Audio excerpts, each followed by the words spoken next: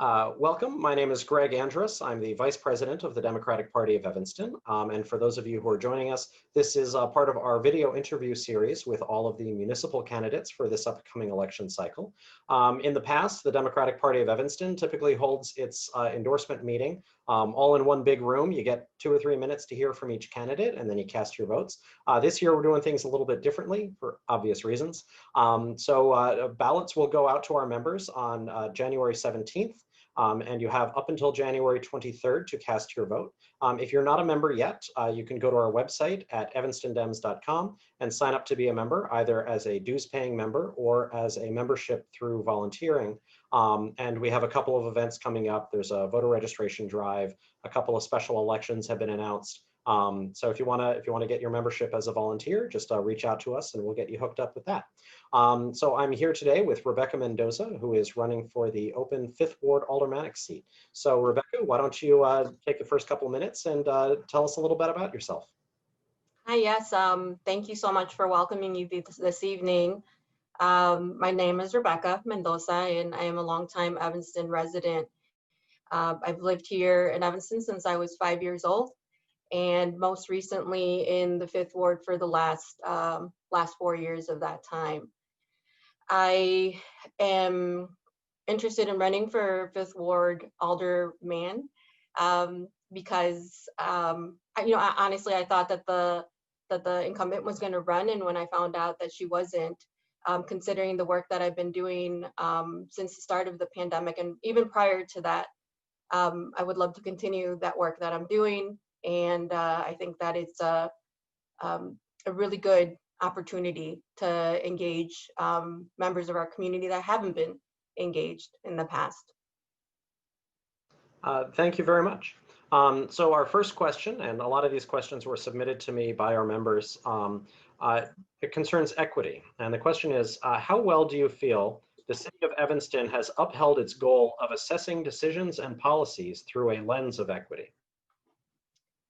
I definitely think that it can be improved. So the whole conversation around equity, I think, first started in our schools, and the city later joined into that conversation. So I think that they were, they caught on a little bit later, and there are some challenges with it.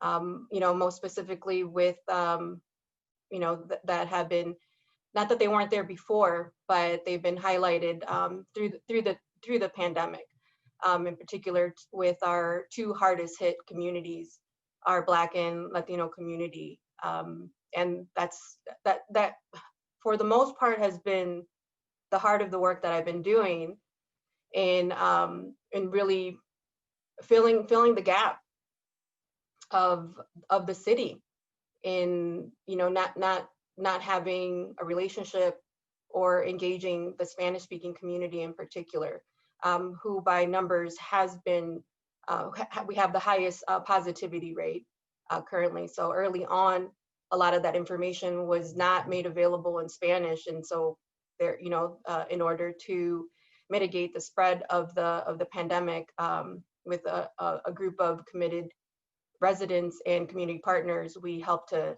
fill that gap. So there's that. That's just one example. I think the larger example is just in terms of engagement, right? Like who feels like they're being heard by our city, who feels that that their needs are being met by our city. Thank you. So the next couple of questions that came into us concern policing. The first one is, how do you go about listening to and weighing conflicting calls from constituents who want, from the constituents who want less conventional police presence and those who want more? How will you go about taking conflicting calls from some constituents who want less of a conventional police presence and those who want more? Well, I think we have to assess who is actually being heard. I don't think that it's a matter of less or more, but it's actually who is being served by when they do call the police, right? And I think that since the incidences of May, of May that that started. We already knew, right? We already knew a couple of years ago there was an incident with with a police stop that unfortunately we have the highest numbers of arrests among Black residents, and the incidences that transpired in May only highlighted it, not nationally but locally.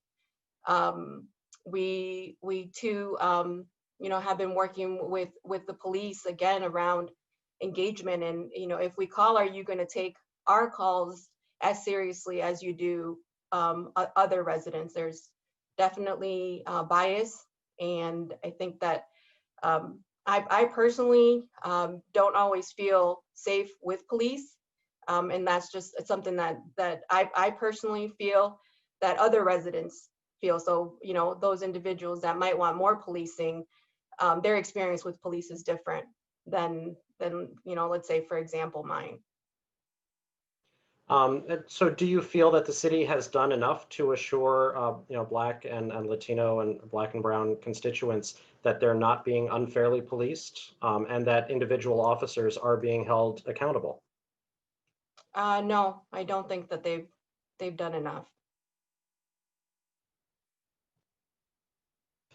So the next question concerns police accountability. So FOIAs, especially those made of the Evanston Police Department, have become a contentious issue recently.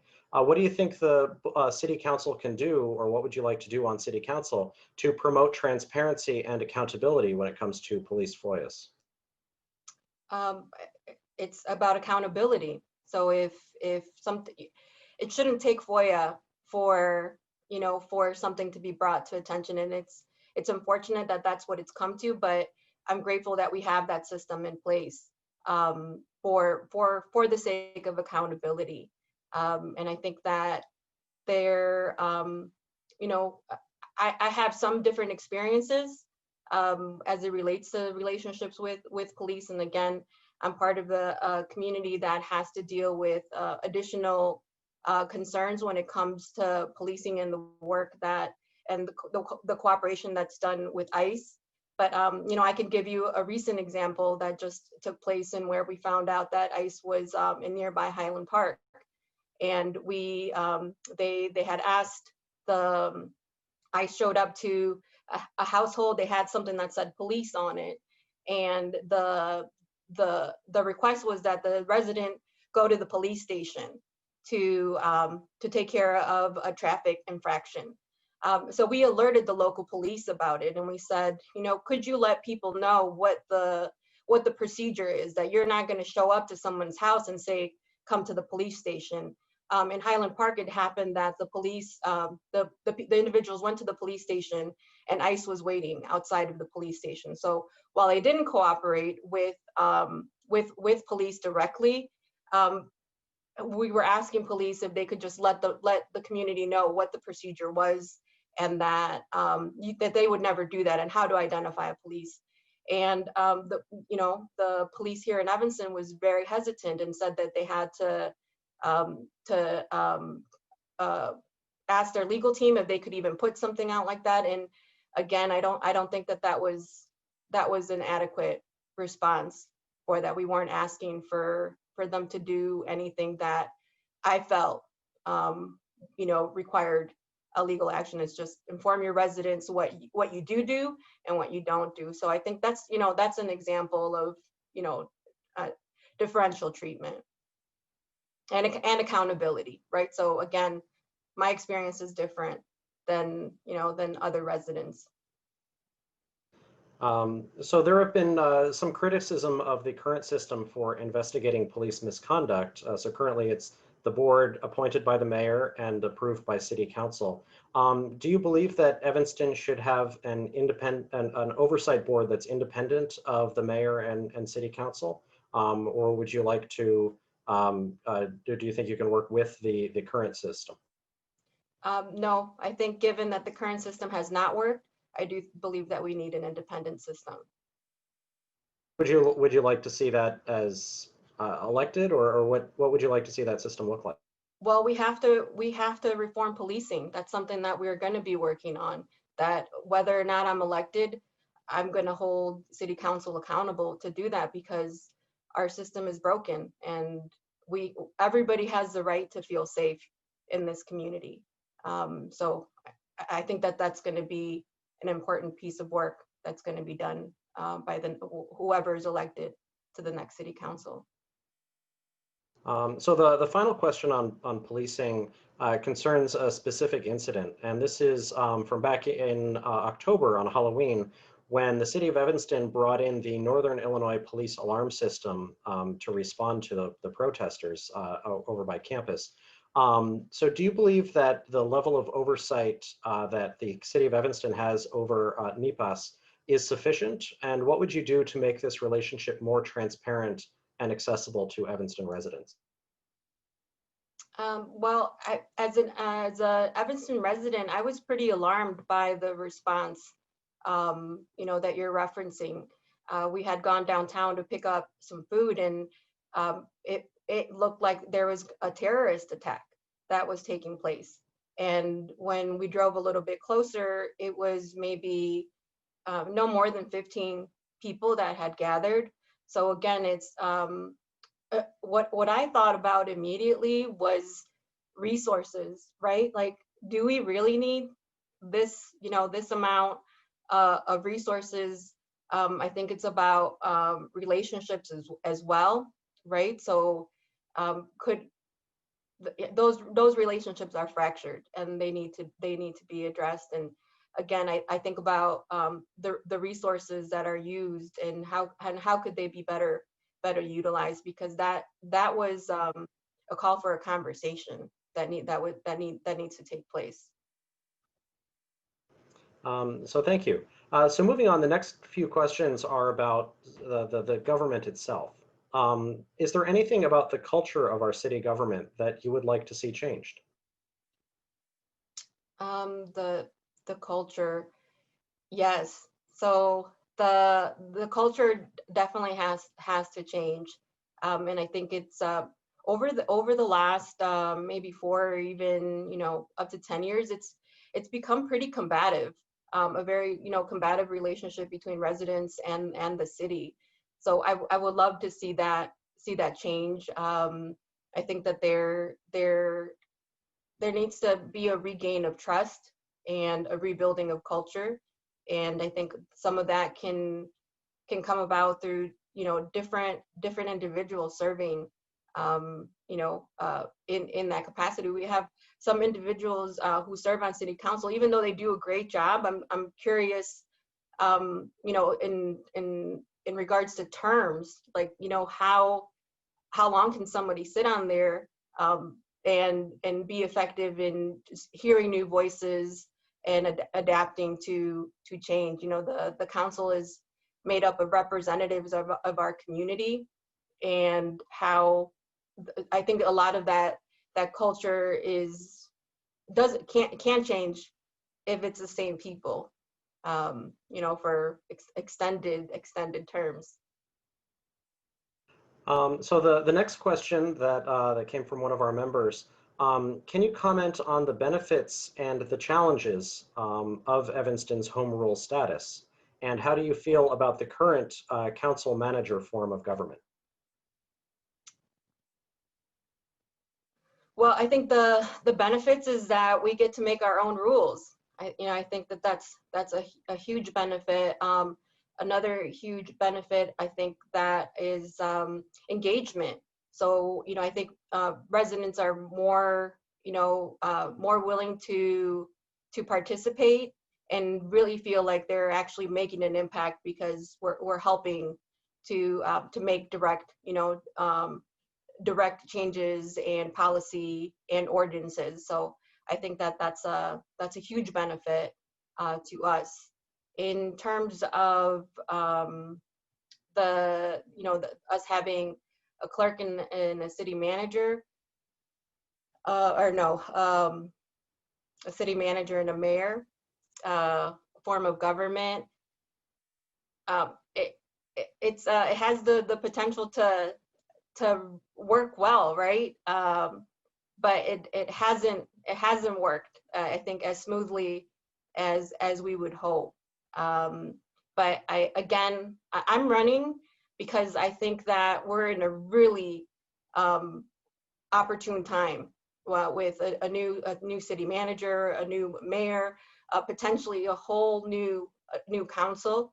I think it's really exciting to see so many people who are running for council, and so that's exciting to me. And I think that, that's part of the reason why I decided to run, so that maybe we can get back to to having a smoother running, more effective, more to have a change in that culture. So the next topic that people were asking about concerns the environment, and I wanted to ask what do you think of the Climate Action Resilience Plan? So it has the goal of carbon neutral Evanston by 2050, as well as some goals before then. What do you see as the biggest challenges we face in reaching that goal? And do you feel that the current goal is ambitious enough, or too ambitious, or would you like to see changes made to that? So I'm very excited that we have CARP in place. We are one of, I think less than 50 major cities in the country have such a plan in place. So early on, I was part of a group. I've been volunteering as much as possible. The reason why I volunteer and I'm as active when I can is that I think the largest goal in meeting this very ambitious goal is going to be around community education, and that's the subgroup that I've been working with and join whenever my schedule allows, because we won't be able to meet the goal unless people are aware of it. And I think that there isn't a good understanding by all residents about what exactly is a part. It's a very dense document. And those of us who have been paying attention to environmental issues for a long time, it might be a little bit easier, but it's still really dense. And so how do you break it down to somebody who doesn't know about the changes that are happening in our environment, and more particularly how it impacts them? So how is this impacting specifically communities of color? Environmental justice impacts our community in different ways across board, the wards. So I think that education is going to be at the heart of us being able to meet that goal, in addition to holding our partners accountable. So we have multiple partners that have signed on, and while it looks nice on paper, we're really lucky to have Kumar that's leading this effort. But Kumar needs support. He needs not only support by community, but to have it be included as part of the budget. A lot of the things that we're asking community to do to help us meet the goal is done primarily through volunteers with limited to no funding. So I think that's it is a very ambitious goal, but I'm proud that we as a city have committed to it.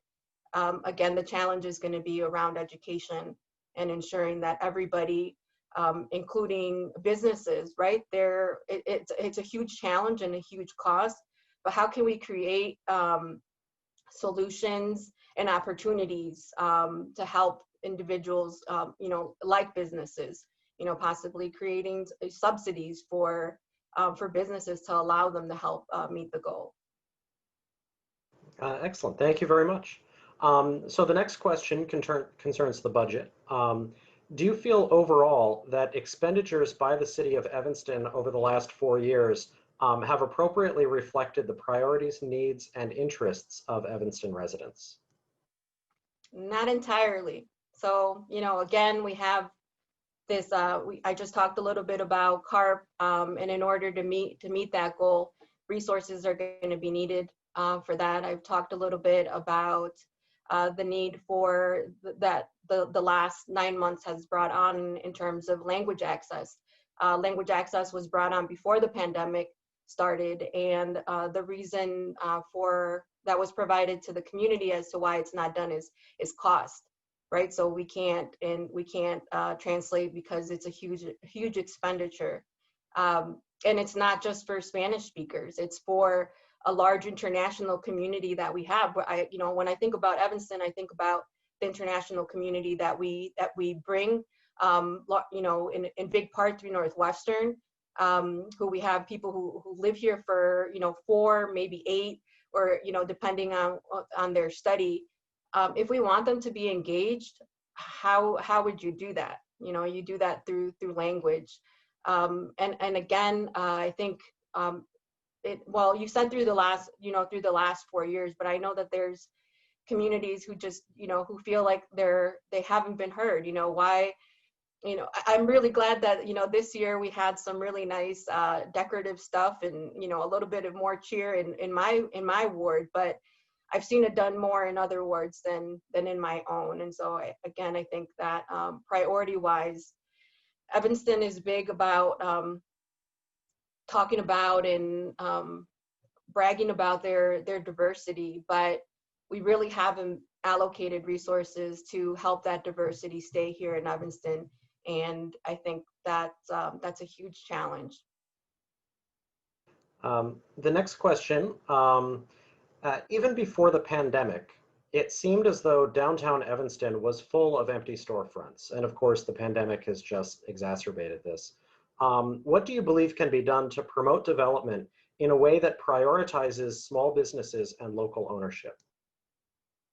Okay, that's a great question, because I work downtown Evanston, and so one of the things that I've seen over the last 8 years that I've been there is just a really high turnaround of businesses. And so it's very expensive for a business to afford to stay in Evanston long term.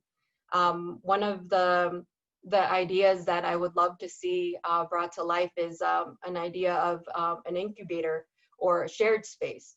One of the highest expenses for businesses is actual space. So how could and how will we work to be more creative to allow businesses to share spaces? We have several co-working spaces that that saw success in the limited amount of time that they were there. They, unfortunately, because of the pandemic, they didn't get to see long-term success. But in particular, I think about people who just entrepreneurs who don't have the capital to afford a space, and especially downtown. One of the ideas that I have is around this shared space for entrepreneurs, and in particular, people who cook and have an offering of food. Right. So if we could have some sort of like shared kitchen space where you meet the right certifications, food handling certifications, and you get to sell the product that you make and offer it to the community without having the great expense of having to cover rent. So we're going to have to be really creative moving forward. I love the work that Evanston Made has done around bringing more art into the downtown area. One of the things that I think about too, as a person who works downtown Evanston, is I don't often see a lot of people of color downtown. There's people who commute and work, and so how do we invite more diverse businesses? That people want to visit, and that they maybe like see their culture reflected in that downtown space. So I think that we're gonna have to be more creative around the spaces.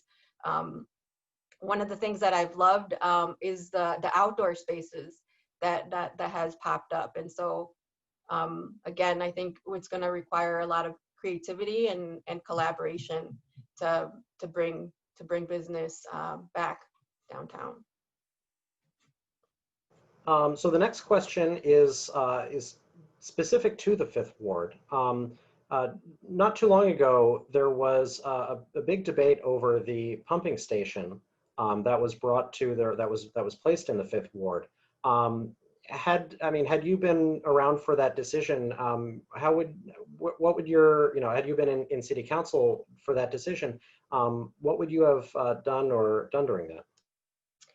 Well, I think that's directly related to the issue of environmental sustainability, right? Or environmental justice too, I meant to say, because I wonder if that station would have been put up, would have been considered in another ward. Like I wondered why this particular ward.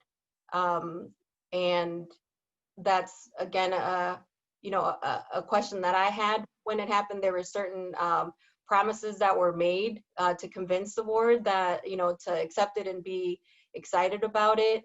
I haven't seen that the fulfillment of all those promises. And we have then, in our ward in particular, we have the challenge of our very old piping system and, issues with high lead content. There's very many studies around the impact that exposure to lead has on children. And I think, one of the things that I think is very closely related to environmental justice is our issues around environment and being able to ensure that our kids are in safe environments that are not poisonous. And again, I wonder if how it ended up in our ward and what other considerations were for it to be in another ward. And it's a little disheartening. Thank you. So the last few questions I have here, I'd like to ask this of all of the non-incumbents who are running. So of all the ways to get involved and sort of serve the public, why alderman? Why of all the races you could have come into, was it this one?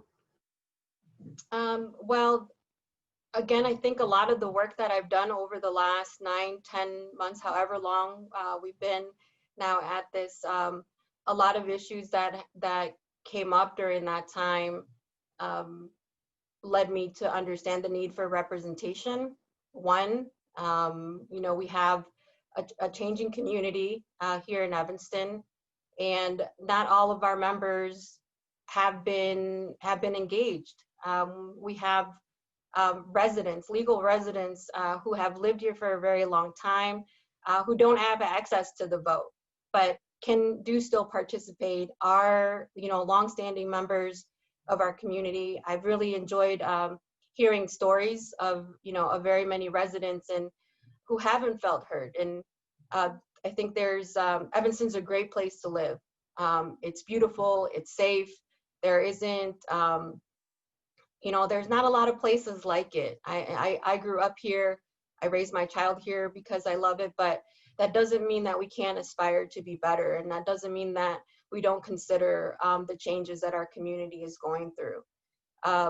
I enjoy living here. And this last fall, I found myself with the decision of whether or not I could afford to live here in the type of setting that I would like to be able to provide for my daughter. And so that for many years, I've been looking for affordable housing and for a single mother on a single income. And I know that I'm not the only one. And if we want people like myself to stay in this community, how are we working towards keeping us here? And that's very much part of the reason why I'm running, as well as representation. And I think I have a lot of good ideas. I think that I'm a collaborative person, and I've had the pleasure of working with a wonderful employer that has allowed me to see what many different communities, not just across the country, but around the world, can do when committed citizens come together, share ideas, and take action.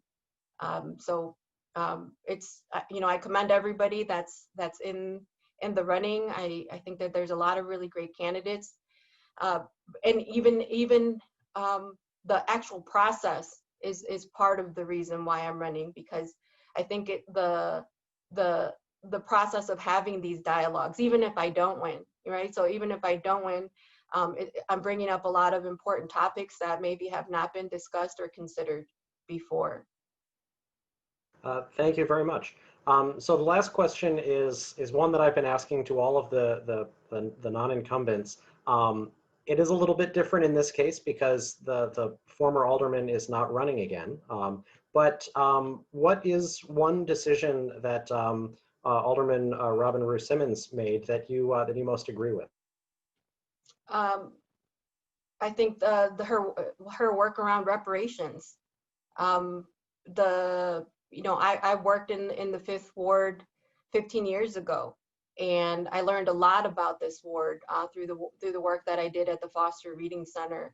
And there has been some incredible harm that was done to this community. And while the program itself will never repair the harms that were done, I think that it's a great start. And again, it's a great conversation to be had for the many residents who are moving to Evanston. So there's a lot of great articles about why Evanston's a great place to live, a carless city, wonderful schools, but there's a lot of history that people who move here don't know about us, and why in particular this ward is the way that it is, and some of the very unique specific challenges that we have here in the Fifth Ward. I fell in love with the Fifth Ward 15 years ago with the work that I did here, and it wasn't until 4 years ago that I moved here. But in those 15 years, I've been actively working, and through the work of many different organizations, to uplift this community. And so I'm really grateful for Robin to have started that conversation. And it's an incredible legacy that she leaves for herself personally, but I think for Evanston, right? Because we're going to become a model across the country. So I'm really grateful for her work around that. Thank you very much. So we have a few minutes left. If you'd like, I can open it up to the. We have a couple of people in the chat here. Would you mind taking some questions for a few minutes? Sure. All right, excellent. So to everybody in chat, I'm going to allow you to unmute yourselves. I just ask that you not speak over each other. Just try to ask one question at a time.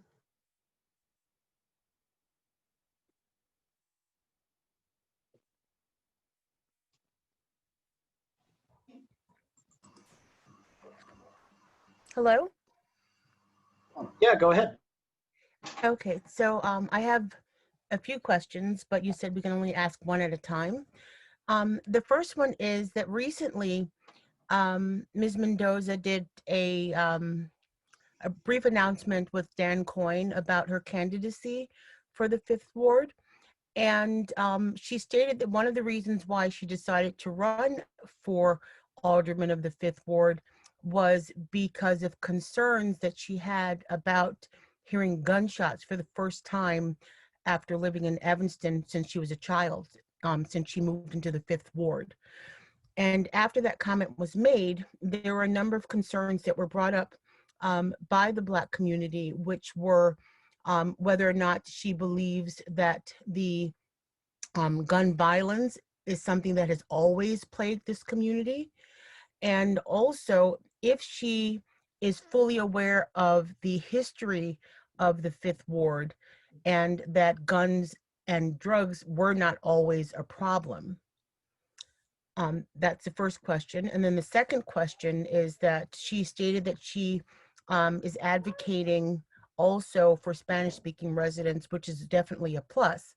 But I wanted to know if she is familiar with the history of the Afro-Latino community that has been in Evanston for many generations, all the way back to the 50s and 60s, mainly people from Cuba, Panama, and Puerto Rico.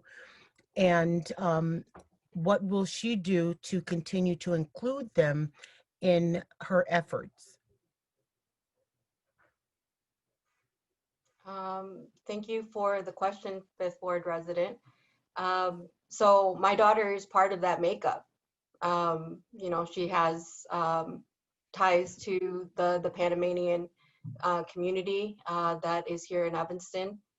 Yes, I am very much aware of the history. Like I said, my work in youth development started at the Foster Reading Center 15 years ago, and so I'm very much aware of the long history hurtful history that has happened to the Fifth Ward. So I'm again very much aware of that, and part of the reason that I am running is that I think that we do need to have a conversation in this community about around Black and Brown relations. It's not something that has taken place, and I think about all of our bicultural babies that are growing up in the city and how we're going to honor them, and what type of example we're going to set for them moving forward. But what about the positive history of the community?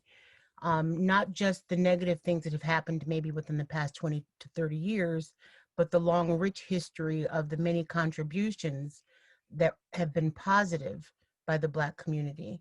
Are you aware of those as well? Yes, ma'am, I am. Early on when I worked at the Foster Reading Center, there was an incredible display put on by Shorefront. And it was a display that I only saw, and if you were a resident of Evanston, you would only see if you went into the Foster Reading, into the Family Focus building. This was before the park was rebuilt. Sadly, not many people come to our ward. So unless you came to the Family Focus building, you would have never seen that display that would teach you about the community hospital, the Black YMCA, the incredible richness that this community has had in the very many doctors and artists, and just an incredible wealth that this community had at one point before it was destroyed because of racism.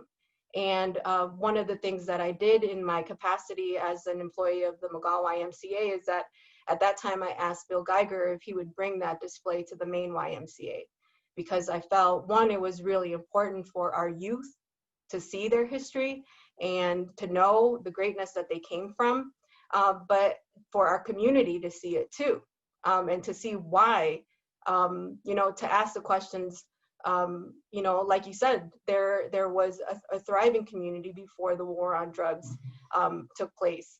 And so it is something that I've been very much aware of, and I'm really glad that that display was brought to the main McGaw YMCA and the Chinook Lounge so that people could see. Sadly, I think, again, we have, very many new residents across our city who don't know about that history. And I think it's very important that we continue to highlight that history in helping us understand how we got to where we are. Thank you. You're welcome. Thank you very much for that question. Are there any more? Okay. Well, I just want to thank you so much, Rebeca, for joining us. Just a reminder to anybody who's not a member yet, you can sign up to be a member on our website. You can either join as a dues-paying member, or if you want to get your membership as a volunteer, we have a couple of events coming up, and you can just reach out to us, and we'll get you set up with a couple of volunteer opportunities so that you can join as a member that way. And again, our endorsement election begins on January 17th, and the ballots are due back by January 23rd. So Rebeca, I just want to say thank you for joining us. Yes, thank you so much for having me. And I know that you're going to offer this as a recording for later, so I just wanted to, put a plug for more information on my candidacy and how people can get involved. You can find more information at www.rebeca5th.com. I have the Facebook and Instagram handles of @Rebeca4Fifth, same as the website, REBECA5th. And again, I think it's a really exciting time to be a resident in Evanston. Like I told you before, we started, I think I'm really excited about all the candidates, and I want to thank all the candidates, because I think it takes somebody who cares and loves Evanston an awful lot to put themselves in this position. So thank you.